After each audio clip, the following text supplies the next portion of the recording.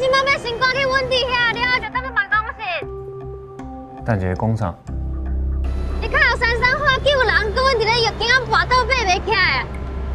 好，你先莫冲动，等我到位才搁讲。喂，何应基。喂。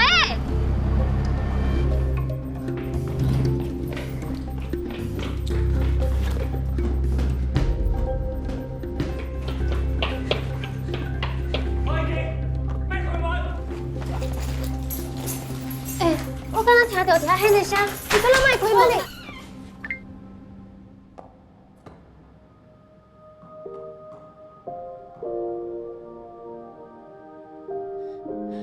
拄啊好，你来做证人。